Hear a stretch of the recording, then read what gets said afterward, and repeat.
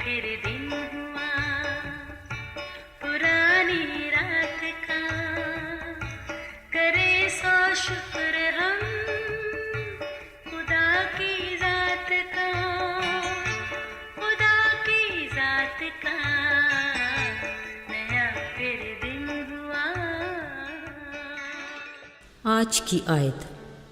पस मौत में शामिल होने के बपतिस्मा के वसीला से हम उसके साथ दफन हुए, ताकि जिस तरह मसीह बाप के जलाल के वसीला से मुर्दों में से जिलाया गया, हम भी उसी तरह नई ज़िंदगी में चलें।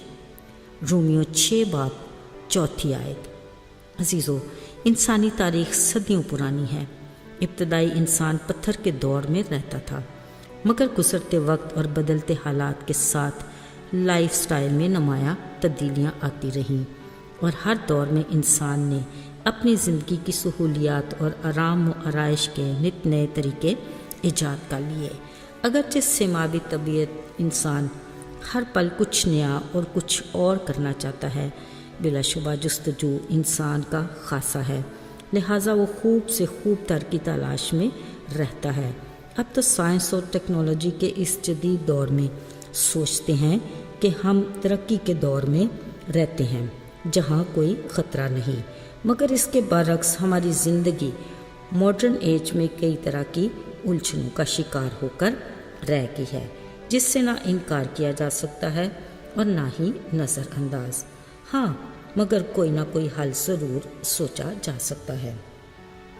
अजीज़ों, अपनी ज़िंदगी की इन भूल भलाइयों में हम उस कादर मुतलक हस्ती को फरामोश कर देते हैं जिसने हमारे लिए इस जहान को आरास्ता किया और हमें ज़िंदगी की कीमती सांसें दी ताकि हम कायनात की हर शय का लुत्फ़ उठा सकें।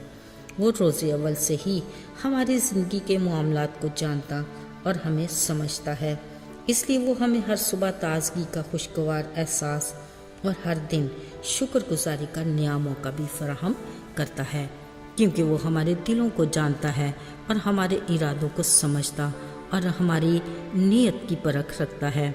वो हमारे शब व रोज़ पर भी इख्तियार रखता और चाहता है कि हम उसके फरमाबरदार रहें, ताकि हर पल की बरकत से भरपूर फ़ायदा और लुत्फ़ उठाएं।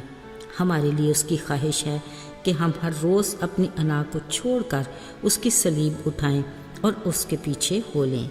इसके लिए वो हमें ताकत भी देता है और कामयाब ज़िंदगी के लिए वसाइल भी। ना सिर्फ ये, बल्कि रूहानी ज़िंदगी में बहाली, ईमान में मजबूती भी अता करता है, ताकि हम उसकी खिदमत करके अपनी गवाही से उसके नाम को जलाल देने का वसीला बने। अजीज़ों, ये सब कुछ उस सूरत में मुमकिन है जब हम हकीकी तौर पर खुदा को अपनी ज़िंदगी में हुक्मरानी करने देंगे, उसके गैर मशरूत और ला तब्दील प्यार को कबूल करके अपने दिल के दरवाजे उसके लिए खोलेंगे। ऐसी सूरत में यकीनन ऐसी तब्दीली आएगी जिससे ना सिर्फ हम अपनी ज़ात बल्कि अपने घराने, दोस्तों और अजीज़ों के लिए बाबरकत होंगे, बल्कि और बहुत सौ के लिए चैनल ऑफ ब्लेसिंग बनेंगे।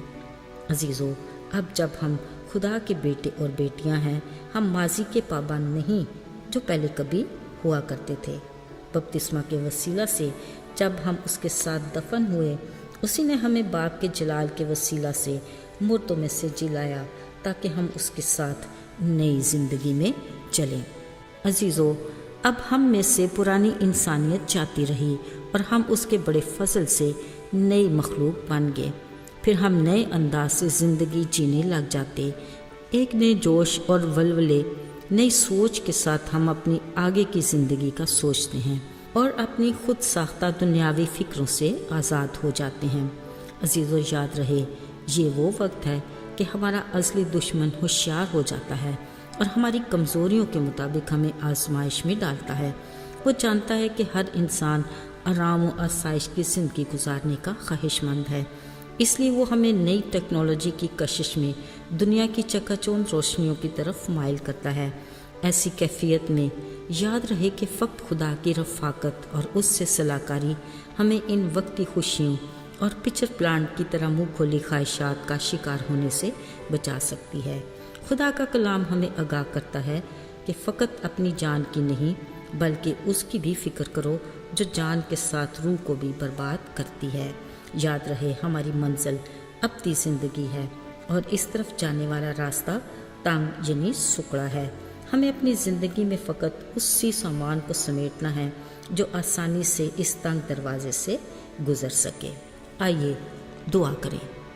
آسمانی باپ، ہم تیرے شکر گزار ہیں کہ تو نے ہمیں اپنے بیٹے یسوع کے قیمتی لہو سے خرید لیا۔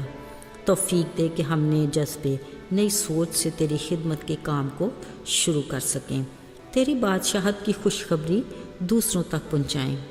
جانتے ہیں کہ تو اپنے وعدے کے مطابق ہمیشہ ہمارے ساتھ ہے۔ یسوع کے نام میں آمین۔